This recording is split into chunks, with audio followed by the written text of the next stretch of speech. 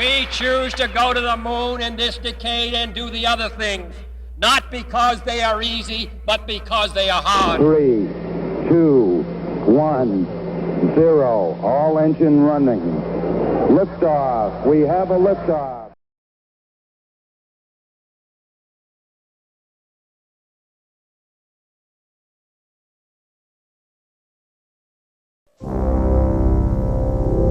T-minus 10, 9, 8, 7, 6, 5, 4, 3, 2, 1, 0. Ignition. Liftoff.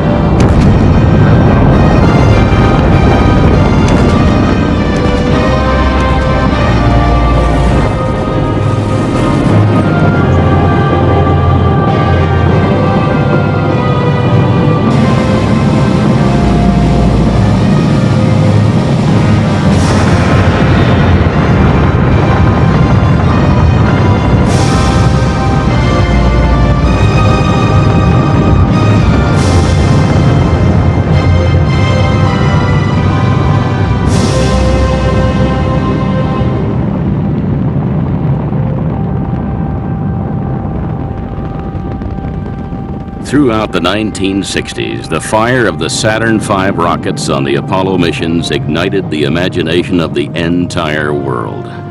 But Apollo is not a story of machines, but of people.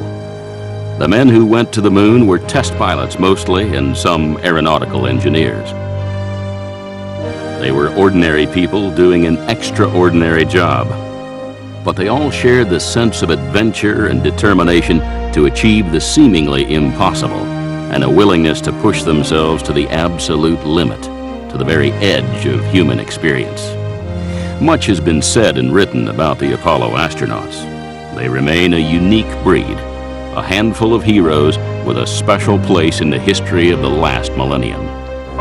After more than 30 years of space exploration, only 12 men have set foot on another planet.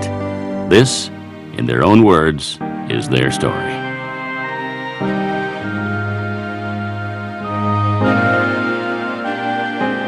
We gave a whole generation of young people a dream, something to aspire to, something to work in. They felt this touch of magic that only comes maybe once or twice in your life when you truly are living a dream. Particularly when I look at the moon at night, it just seems like that's so far away. I don't know how anybody could ever get there. I can remember all the things that we did in training and the flight and afterwards. But at the same time, because there's no one going now and there's no spaceships going now, it seems almost a little bit like a dream. It was always real, a tremendous adventure. In fact, I stepped onto that ship. I called my wife, and we got to talk to our families, and I talked to Dottie, and I said, I'm ready to go again. It was a vivid memory from the moment I got back, and still is today. For me, 27 years since I stepped onto the moon. Some people even get mad. What do you mean the moon is the biggest thing in your life? You know, and I said, well, it isn't. They think, well, it should be. I said, why? You know, I mean, because I'm the guy that did this. Being exposed to the opportunity to go to the moon is a tremendous impact on a person's life. And anyone that says otherwise, I think, is belittling the nature of the experience that we were fortunate enough to participate in. I not only had an opportunity to walk on the moon, I had a chance to command my own flight. And then as fate would have it, that flight was the last flight, and I was the last man to have walked on the surface of the moon.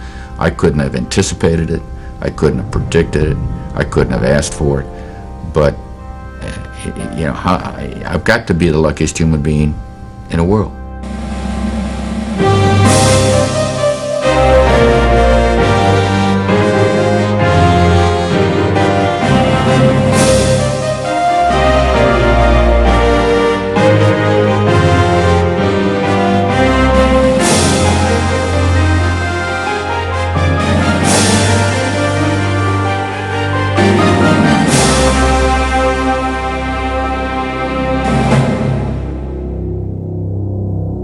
We choose to go to the moon. We choose to go to the moon. We choose to go to the moon in this decade and do the other things, not because they are easy, but because they are hard. In 1962, President John F. Kennedy made one of the boldest political statements of the last century. He was determined to unlock the hidden treasure trove of knowledge to be found on the dusty surface of our nearest planetary neighbor. And so, the space race began, and the Apollo program was born.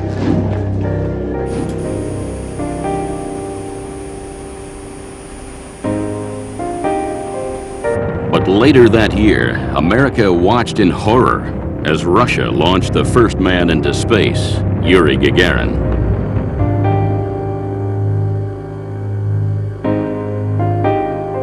America simply had to be the first to the moon. Success became more important in 1963, when suddenly and tragically, the Apollo program became JFK's legacy. Throughout the 1960s, America committed over $25 billion to the project. More than 400,000 Americans in factories and offices across the country worked tirelessly to create a craft capable of bridging the 250,000-mile void from the Earth to the moon. And succeed they did. On the 20th of July, 1969, the world watched in wonder as Neil Armstrong and Buzz Aldrin became the first human beings to set foot on another planet. That's one small step for man, one giant leap for mankind.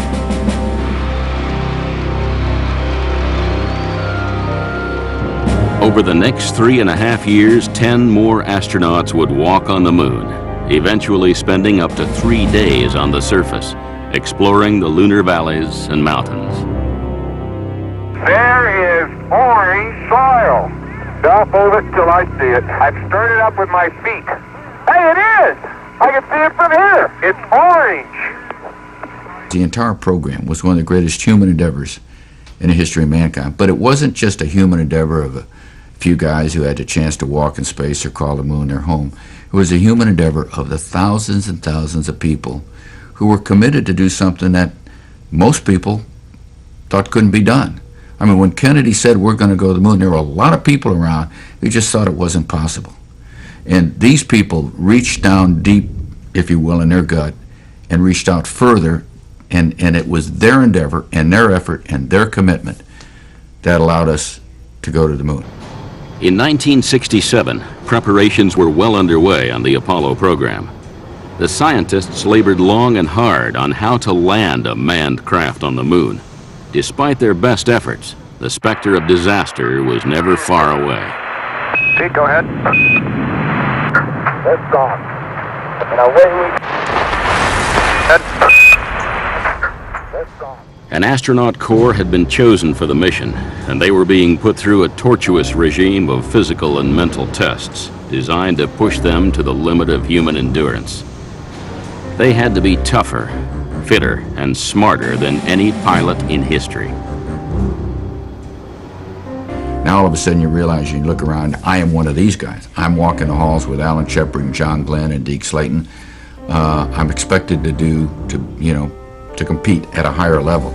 But of course, then we're all competing with each other for seats. And the competition was keen. I've been a naval aviator, flying off an aircraft carrier. I think I understand what competition is all about. Never has it reached the levels it did in the space program. We knew that there were only a limited number of us were going to get to go to the moon, but that sense of I'm going to beat him out and I'm going to do what I can to ruin his chances wasn't there.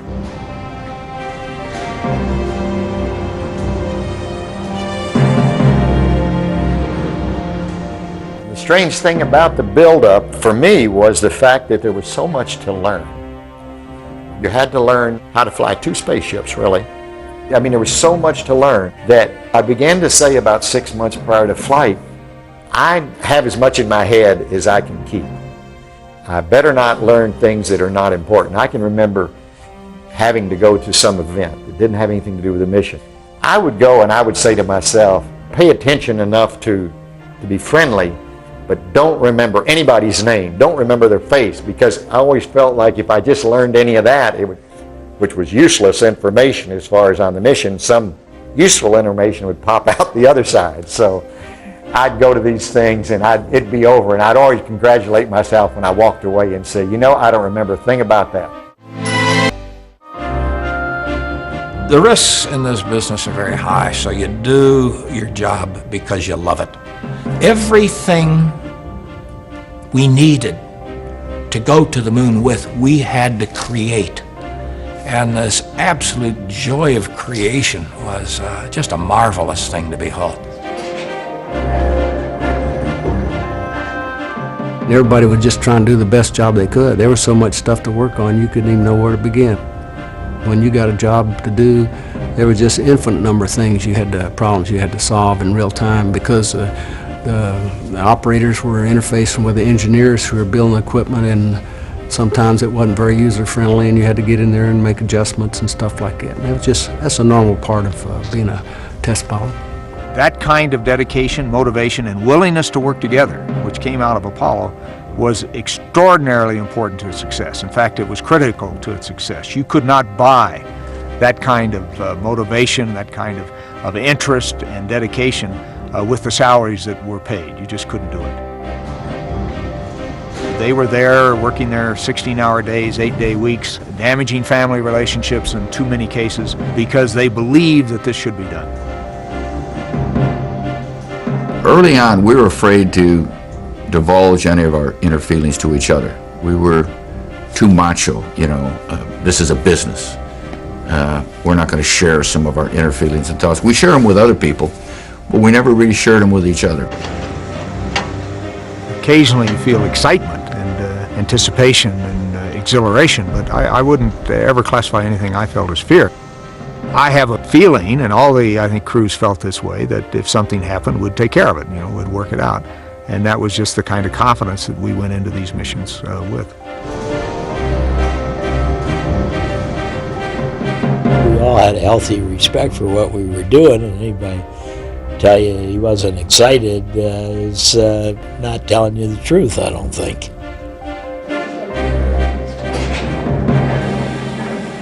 After years of research, development, testing, and training, the Apollo missions were finally ready to blast off from Cape Canaveral. 300,000 gallons of rocket fuel would propel these aerial leviathans from the swamps of Florida into the dark void of space. Strapped to the top of these, the astronauts viewed each launch with a healthy mix of fear, awe, and anticipation.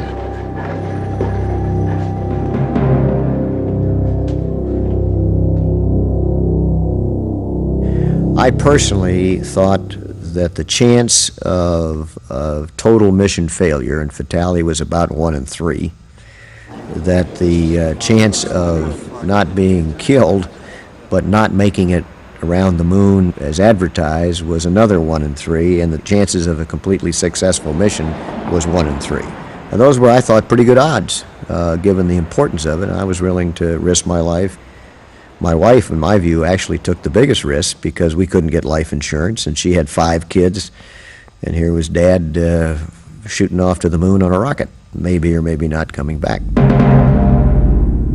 My gut feeling was that we had a 90% chance of, or better, of getting back safely, and a 50% chance of making a successful landing. When we got out of the van that took us out there, we were parked at the base of the launch pad, and I looked up, and there's this, monstrous Saturn vehicle just towering above us, and it looks alive. And the thought occurred to me, I'm riding that thing in about an hour or two.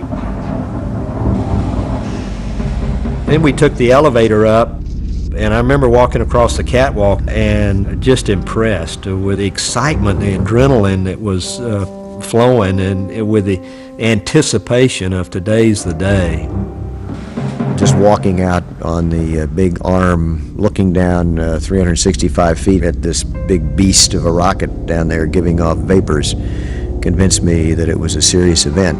Every machine is an extension of a human being, and we know human beings make mistakes. yet people were careful so that their mistakes were minimized, and that's what we went with, and it was good enough.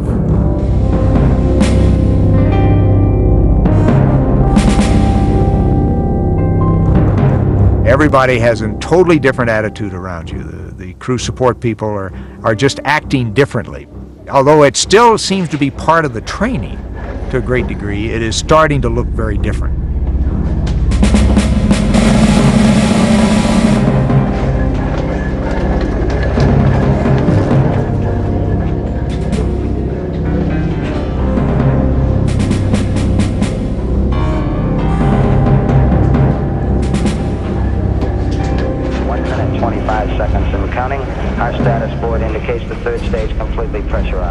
The atmosphere in mission control is basically a controlled fury.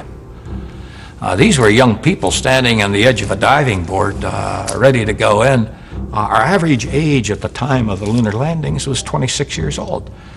These people know that in the next few seconds they might have to be making a decision which is going to alter history.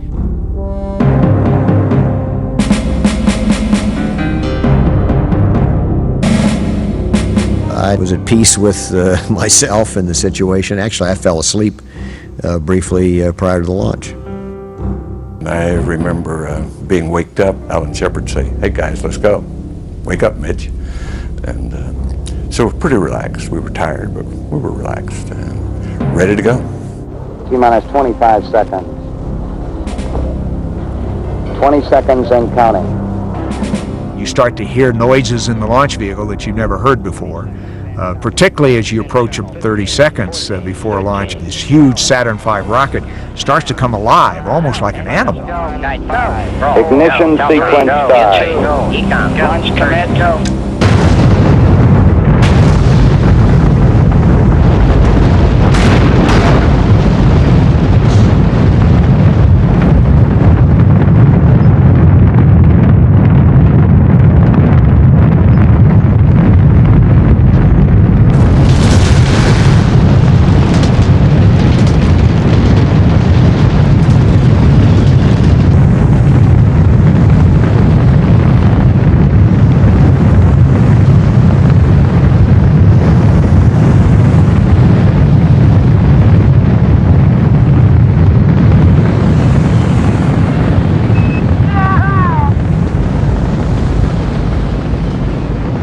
Got a pitch and a roll program, and this baby is really going.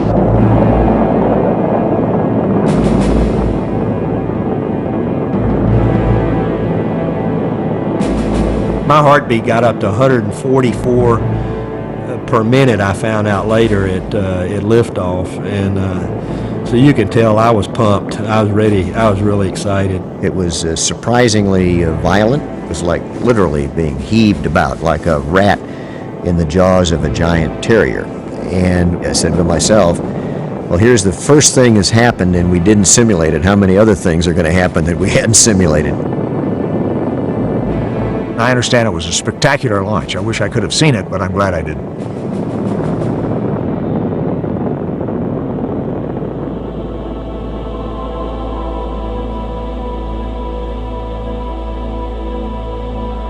Houston, thrusters go. All engines, you're looking good. Hey, Roger, you're loud and clear.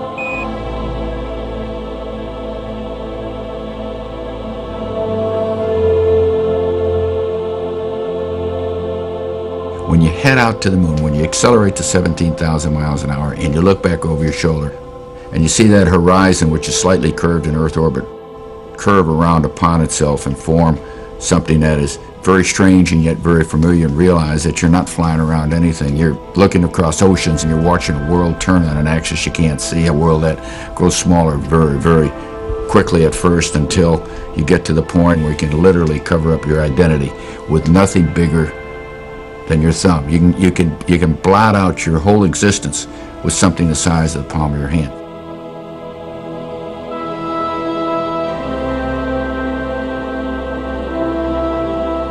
It certainly was overwhelming to me. It was awesomely beautiful, breathtakingly beautiful. We could see the Arctic Circle down across North America, Mexico, Central America. That was the land we saw, and that jewel of Earth was just hung in the blackness of space. When we see ourselves in this bigger perspective, when we see ourselves from the cosmic point of view, call it the ET point of view, call it the God point of view, a shift takes place in your perception, and you start to think quite differently.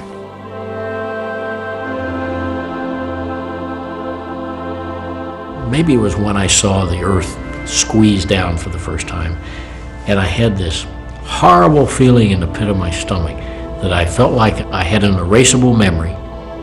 If I looked and saw one more exciting thing, the only way I could know about it was to erase a previous memory. For the next few days, I lived in fear that I wouldn't remember all of these neat things I saw.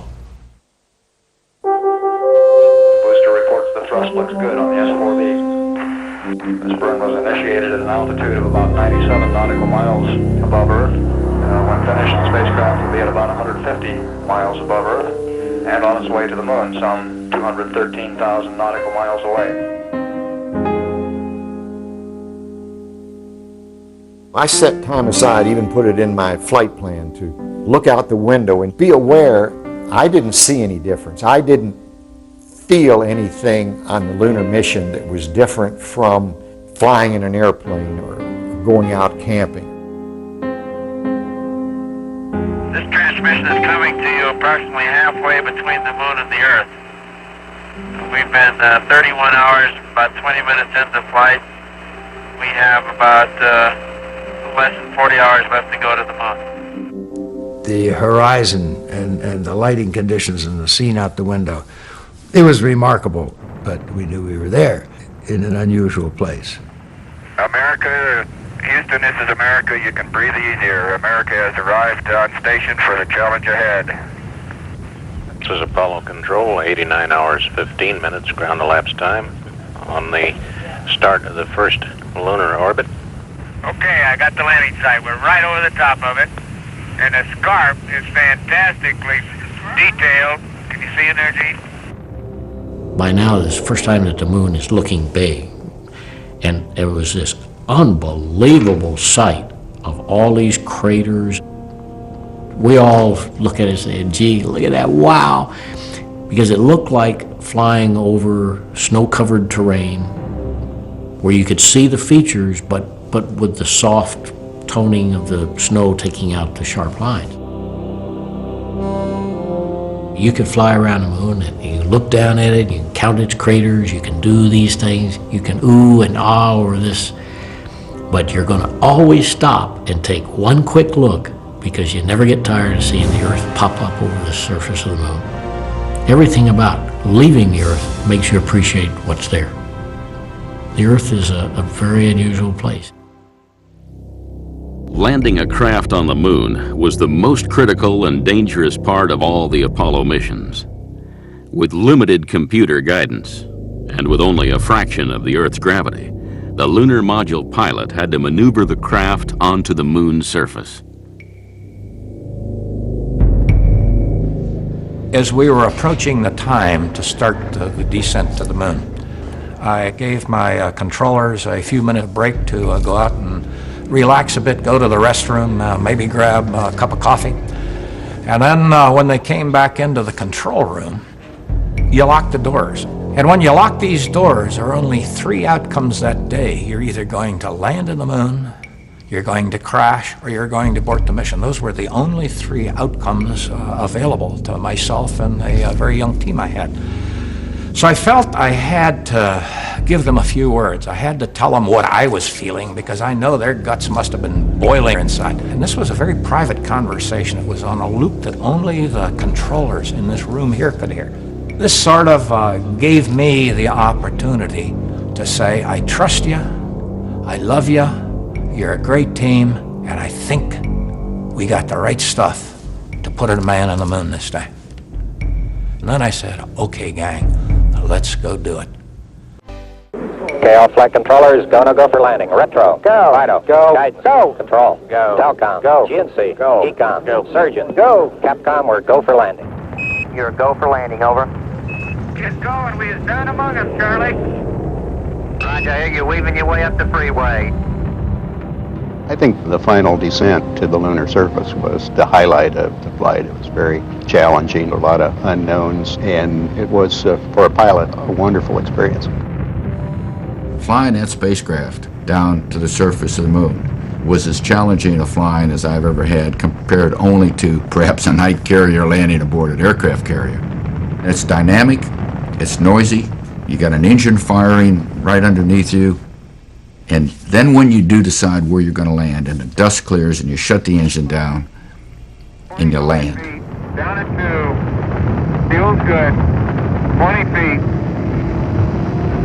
Going down at 2. 10 feet. 10 feet. Contact. Stop, push. Engine stop. Okay, Houston, the Challenger has landed. Quiet. After all this dynamics, all this excitement, all these vibrations, all these things happen, you shut down and plunk on the surface, and that is the definition of silence. Roger, Challenger, that's super. Houston, you can tell America that Challenger is a Taurus Littrow. After landing, we had hours to stand there a mere 15 feet above the surface and look at pretty much everything out the front windows. We had a sense of the gravity, the character of the environment there. So long before we actually got out on the surface, we already had pretty good appreciation for what the moon was like. It's pristine, it's unspoiled, it's sort of deserty looking, but it's beautiful. Some rocks are black and some are white, but generally just shades of gray, and you could look out across the clear horizon up into space to the blackness of space. I look at the pictures today and I tell people how overwhelming this valley was, how surrounded we were by these mountains. And I know what I saw and I know what I felt, but when I look at the pictures, it's hard to relate that to people because they don't look that big. If you could put a little house or a little tree or a little something up there, then you'd say, wow, look at that house on the top of that mountain, isn't it small? But it wasn't there. We didn't have that perspective to work with. This is Houston, loud and clear. Radio check and verified TV circuit breaker in. And we're getting a picture on the TV. Got a good picture. Nothing could prepare you for stepping out on the surface. You can go to the bottom of the deepest ocean or climb to the top of the highest mountain on Earth, but you're still on Earth. When you step foot on the surface of the moon, you've got to realize, you've got to accept, and this is a difficult thing, that this is no longer Earth, and that this is something different.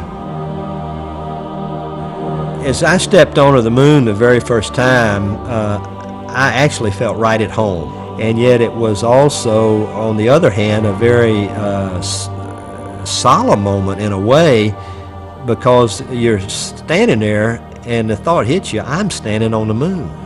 When you stand on the surface of the moon, you're quite aware that there is no air. There's a very bright, definitive nature of everything you're looking at. The surface clearly arcs away from you. You can see that you're on a sphere. Your feet form a frame that if your center of mass exceeds that on one side or the other, you're going to start to fall over. Here on Earth, you have to do something quickly to catch your balance. On the moon, you just sort of push off, and the behavior of movement on the moon is like slow motion. Holy smoly! Why are we on a slope? You okay? Man, that's rough country in there, isn't it?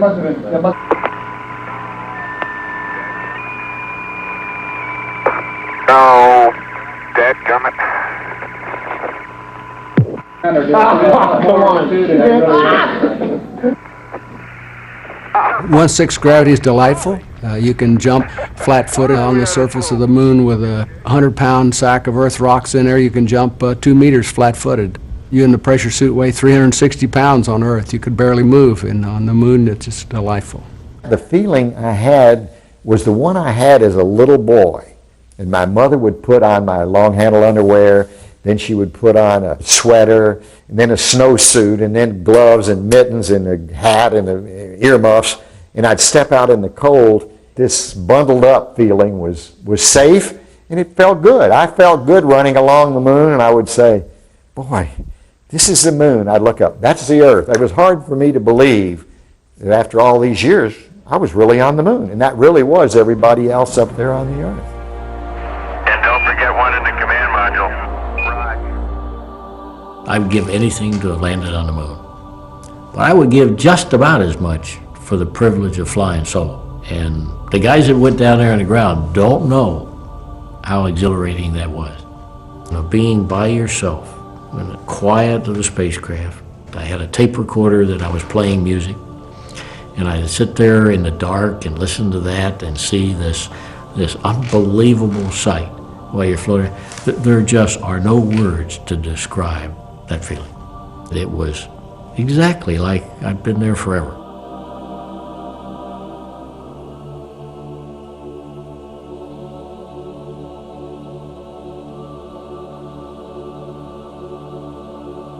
Come around there, there's a rock in the near field on this rim, so we'd like you to pick it up as a grab sample. I was strolling on the moon one day in a merry, merry month of December. Now, May, when much to my surprise, a pair of bunny eyes. Boy, this is a neat way to travel. Isn't it great? I hadn't really thought about enjoying myself. I had thought mostly about being ready to go and being prepared to do the best job I could. And it really was a bit of a surprise, I think, in retrospect at least, that Gene Cernan and I seemed to be having such a great time. I didn't go up there with the idea that, oh, I'm going to do this or have fun or sing songs. We sing songs on the moon. These things came naturally, and that was a surprise to me. You're pretty agile there, Twinkle Toes. I'm going out for the ballet when I get back. You learn another line of work up here. We were just the tip of the arrow. We were just the fortunate, the lucky ones. We were sort of we were the messenger, if you will, of civilization as we spread our wings and flew out to somewhere else out in this universe. On the 14th of December 1972, after 3 days and nights on the surface, Gene Cernan prepared to board the lunar module for the last time. He was the last man to walk on the moon. To commemorate what the real meaning of Apollo is, we'd like to uncover a plaque that has been on the leg of our spacecraft that we have climbed down many times over the last 3 days. And I'll read what that plaque says to you. Here man completed his first exploration of the moon, December 1972 AD. May the spirit of peace in which we came be reflected in the lives of all mankind.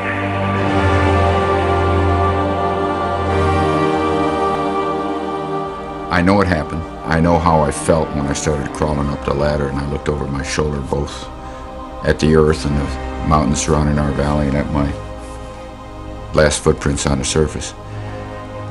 And yet, at times then, it seemed unreal. It seemed almost like a dream. And surely today, I wonder sometimes if it really happened, if I was really there. 5, 4, 3, 2, 1. Ignition. Give us, O God, the vision which can see thy love in the world in spite of human failure. Give us the faith to trust the goodness in spite of our ignorance and weakness. Give us the knowledge that we may continue to pray with understanding hearts. And show us what each one of us can do to set forward the coming of the day of universal peace. Amen. Man, that Challenger's a beautiful vehicle. You betcha. Houston, America has found some fair winds and following seas, and we're on our way home. Upon leaving the moon, there was a nostalgia, looking at it as we left it, and saying goodbye, and recognized we wouldn't come back.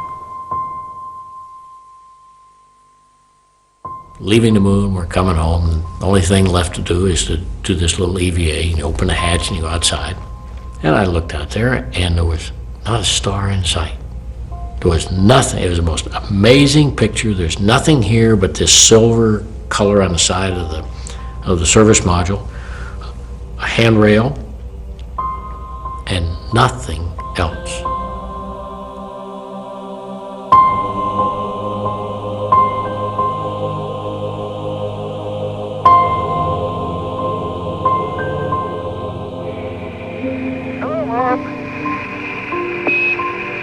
We see you, Ron. Looking great. Okay. Hey, John, how you doing? Hi, Jamie. The significance of what we've done in this past generation, I don't believe will be appreciated for many, many years to come.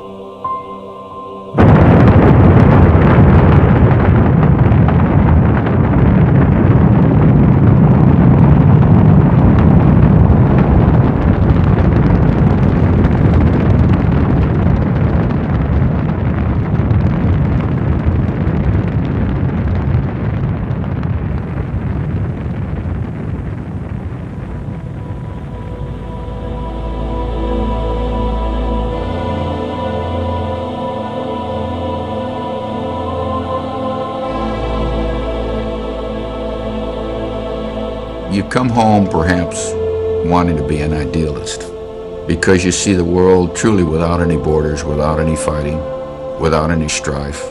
You see no religious or cultural or color differences or borders. All you see is the borders that nature and God laid out there for us, the borders of the oceans and the continents and the rivers and this kind of thing. And you realize you truly are an idealist and you can't change the world overnight. And maybe not many of us try because you come home to the practicality of life, as unfortunate as it is sometimes. But if you could take every human being and stand them there and look back at the earth, I think they would all come back. Each and every one of them would come back with a different understanding of who they are and what we are as a sailing ship that is moving through the blackness of the universe of space. Some people said they came back changed, and other people say they didn't. I kind of agree with Stu Russo. I think going to the moon wouldn't change anybody. I think people that went there are just the way they were when they came back. Everybody came back just more like I knew them when we were just around each other. So I think maybe success doesn't change you, because I call that success in the realm we were in. Success doesn't change you as much as it reveals you. If there was one basic thing that I believe I observed in all of us, is that we had our philosophies, our beliefs, spiritual or otherwise, reinforced by the Apollo experience. Well, it was wow. It was a wow time. But my colleagues eventually came around to saying that we had a major new set of things to think about. There really was a powerful impact. To me, it wasn't a spiritual experience, nor was it a philosophical experience. It was an adventure. Those were two great spacecraft I strapped into as a pilot. When I got back, I would have strapped into another one the next day. It was that much fun. I like to think I'm unchanged. I like to think I'm the same person I was before I went to the moon. And indeed, I believe I am. And yet, I know that I'm one of only 12 human beings in the entire history of mankind that literally walked on the moon.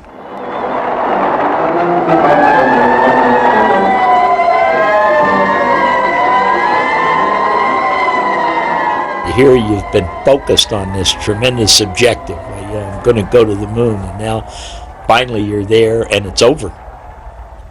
And you're not going to do it again, you know that. And then you think about all the things, and like Al said, is that all there is?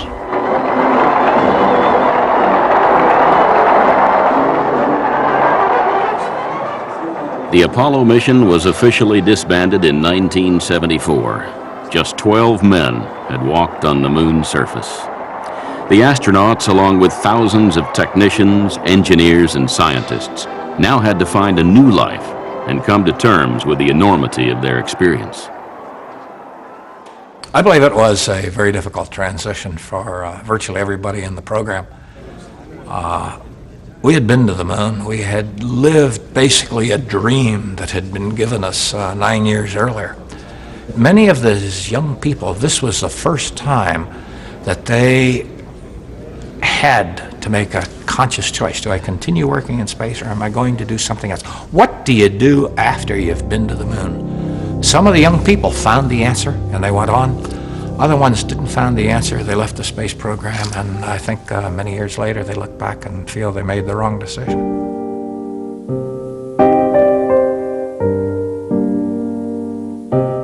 I was sort of charged up for about another 6-8 months until Apollo was over.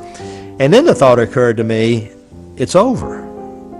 I'm 37 years old now. What am I going to do with the rest of my life? You can't go through life living in yesterday. Life is today and tomorrow.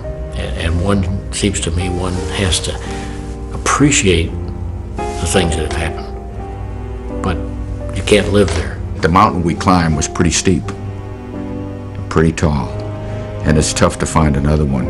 I finally had to admit that I searched for a long time, until perhaps just recently when I accepted the fact that, no, I'm not going to go back to the moon. And yeah, getting up in the morning is a challenge, and I like business challenges. I still fly airplanes, and that's always a challenge. I mean, none of them can compare to going to the moon, but I now find myself satisfied with them. I couldn't have said that 20 years ago.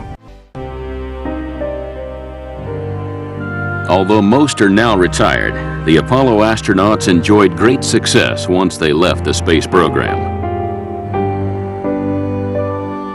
Bill Anders worked in Nixon's White House and various government jobs before chairing General Dynamics. Gene Cernan, too, became a successful businessman and is now president of his own aerospace company. Charlie Duke became an active speaker and now tours the world as a devout Christian minister. Edgar Mitchell continued his scientific studies into space, human consciousness, and extraterrestrial intelligence. Ken Mattingly went back into the aerospace industry and now develops rocket engines and thrust technology. The Apollo mission controller Gene Kranz continued at NASA for many years, becoming deputy director of flight operations. He finally retired in 1994 after 37 years of service. And Neil Armstrong, the most famous of all the Apollo astronauts, is chairman of his own defense electronics firm and now travels the world lecturing.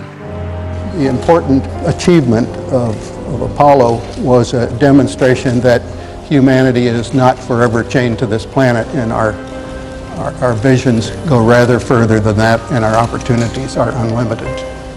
The kids, I find, are pretty enthusiastic about what we did. The regret on our side is that they used to, some years ago, they used to say, we were reading about you in science class, and now, then it was, we were reading about you in history class, and now I think it's early American history. We went for a political objective, which was as gutsy as the mission itself. I don't think most of us recognized it then, but we do now. And so, if it had not been for that political outpouring, Apollo couldn't have happened. Being exposed to the opportunity to go to the moon is a tremendous impact on a person's life. It's a great privilege, great honor, great responsibility to have been given. And I think I need to thank the rest of the world for having been given that. It was a great 12 years. I mean, the whole thing was fun as far as I'm concerned, from the day I walked in the door until I splashed down on Skylab. And I just hope that I live long enough right now to get another ride again, probably on my own vehicle. I always look for the place we land, even though we can't see the crater from Earth, even with the best telescopes. I'll think about the surveyor sitting there, and I'll think about my little astronaut pin that I threw in the crater still being there, and maybe someday somebody will go up there and bring it back home, some tourist. But those are the sort of things that run through my mind. I think we did a pretty fair job at it. Yeah, I think considering what the training was and what we knew and what we didn't know, considering the risk that the lunar missions involved, I think we did a heck of a job. The total program was really well done.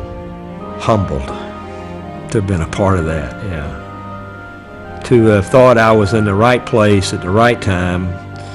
A little kid growing up in South Carolina who never thought you'd, get out of Lancaster, to have participated in such a great adventure is rewarding yet humbling, and I'm very thankful I had opportunity.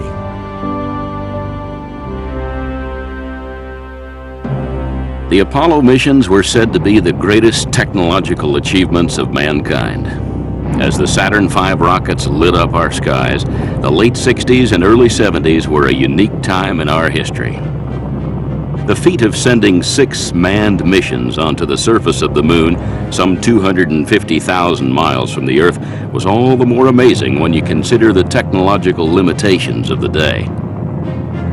The Apollo craft had roughly the same computer capacity as a pocket calculator. It was a voyage of inspiration undertaken by a determined group of men willing to risk their lives. And yet, over 30 years on, instead of the moon being a gateway to our future, we've let it become a brief chapter in our history. It's left to a future generation to return, to pick up where Apollo left off. We will return to the moon. We'll travel to Mars and to the farthest reaches of the galaxy. But we'll never forget the Apollo astronauts. They touched the face of another world and made us a people without limits. We'd like to share a piece of this rock with so many of the countries throughout the world. We hope that this will be a symbol of what our feelings are, what the feelings of the Apollo program are, and a symbol of mankind that we can live in peace and harmony in the future.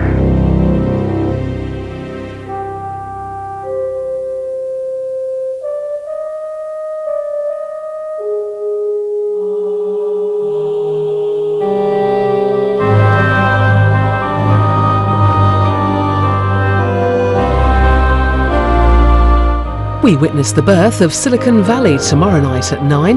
Now on PBS America, he's made his bed and he's going to lie in it. The president finds the scandal of Monica Lewinsky too hard to shake. Clinton is next.